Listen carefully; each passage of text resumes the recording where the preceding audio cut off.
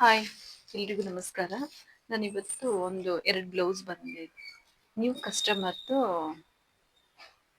ಸ್ಟಿಚಿಗೆ ಕೊಟ್ಟಿದ್ರು.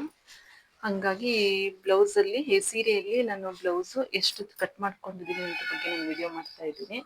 ಮತ್ತು ನಾನು ಯಾವುದಕ್ಕೆ ಲೈನಿಂಗು ಫಾಲ್ ತಂದಿದ್ದೀನಿ ಅನ್ನೋದ್ರ ಬಗ್ಗೆ ನಾನು ವಿಡಿಯೋ ಮಾಡ್ತಾಯಿದ್ದೀನಿ. ನೀವು ವಿಡಿಯೋ ಪೂರ್ತಿಯಾಗಿ ನೋಡಿ, ಲೈಕ್ ಆ್ಯಂಡ್ ಶೇರ್ ಮಾಡಿ, ಸಬ್ಸ್ಕ್ರೈಬ್ ಮಾಡಿ. ಹೊಸದಾಗಿ ನೋಡೋರು ಸಬ್ಸ್ಕ್ರೈಬ್ ಮಾಡ್ಕೊಂಡು ನೋಡಿ ಮತ್ತು ಸಪೋರ್ಟ್ ಮಾಡಿ.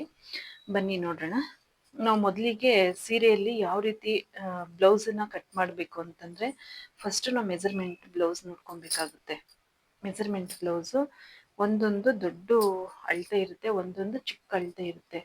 ಇದು ಈಗ ಚಿಕ್ಕ ಅಳತೆ ಇದೆ, ಹಂಗಾಗಿ ನಾವು ಎಷ್ಟು ಬ್ಲೌಸ್ ಕಟ್ ಮಾಡ್ಕೊಬೇಕು ಅನ್ನೋದ್ರ ಬಗ್ಗೆ ಗೊತ್ತಿಲ್ಲದಿರೋ ಇದೊಂದು ಟಿಪ್ಸು ಅಂತ ಅನ್ಕೋಬೋದು.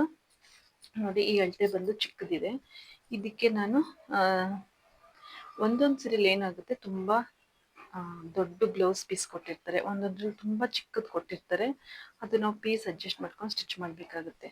ಇದರಲ್ಲಿ ನಾನು ಬ್ಲೌಸನ್ನು ಕಟ್ ಮಾಡ್ಕೊಂಡಿದ್ದೀನಿ. ಇದು ಕರೆಕ್ಟಾಗಿ ಕೊಟ್ಟಿದ್ರು, ಅವ್ರ ಮೆಜರ್ಮೆಂಟಿಗೆ ಕರೆಕ್ಟಾಗಿದೆ. ಇದೇ ಪೀಸು ದೊಡ್ಡ ಅಳ್ತವರಿಗೆ ನಾವು ಪ್ಯಾಚ್ ಮಾಡಿ ಸ್ಟಿಚ್ ಮಾಡಬೇಕಾಗುತ್ತೆ. ಹಂಗಾಗಿ ಈ ಪೀಸನ್ನು ನಾನು ದೊಡ್ಡ ಕಟ್ ಮಾಡ್ಕೊಂಡಿಲ್ಲ, ಚಿಕ್ಕ ಪೀಸು ಕಟ್ ಮಾಡ್ಕೊಂಡಿಲ್ಲ. ಅದೆಷ್ಟು ಕೊಟ್ಟಿದ್ರು ಅಷ್ಟೇ ಕಟ್ ಮಾಡ್ಕೊಂಡಿದ್ದೀನಿ.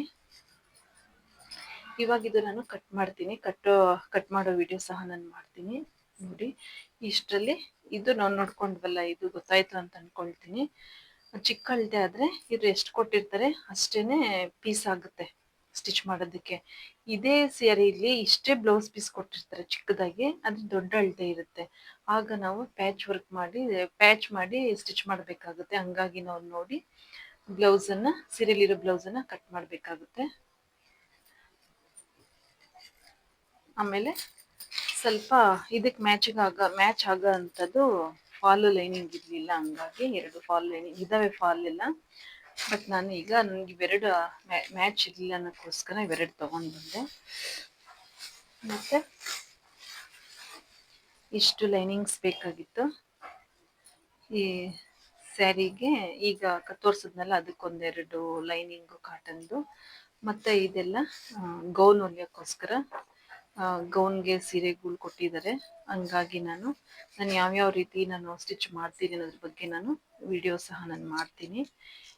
ಇದು ಕಾಟನ್ದು ಟಾಪಿಗೆ ಅಂತ ಇಟ್ಕೊಂಡಿದ್ದೀನಿ. ಇದೆಲ್ಲ ಲಂಗಕ್ಕೆ ಬರೋ ಥರ ಇದೆ.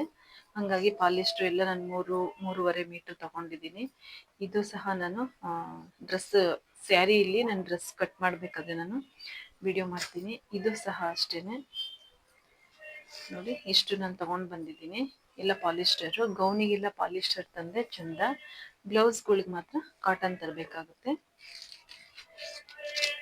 ನಾನು ಕಟ್ಟಿಂಗ್ಸ್ ಮಾಡಬೇಕಾದ್ರೆ ಗೌನೆಲ್ಲ ನಾನು ಯಾವ ರೀತಿ ಕಟ್ ಮಾಡ್ತೀನಿ, ಯಾವ ರೀತಿ ನಾನು ಸ್ಟಿಚ್ ಮಾಡ್ತೀನಿ, ಮತ್ತು ಯಾವ ಡಿಸೈನಲ್ಲಿ ನಾನು ಕಟ್ ಮಾಡ್ತೀನಿ ಅನ್ನೋದ್ರ ಬಗ್ಗೆ ನಾನು ವಿಡಿಯೋ ಮಾಡ್ತೀನಿ. ವಿಡಿಯೋ ಪೂರ್ತಿಯಾಗಿ ನೋಡಿದ್ರೆ ನನಗೆ ನಾನು ಯಾವ ರೀತಿ ಕೆಲಸ ಮಾಡಿದ್ದೀನಿ ಅನ್ನೋದ್ರ ಬಗ್ಗೆ ಗೊತ್ತಾಗುತ್ತೆ.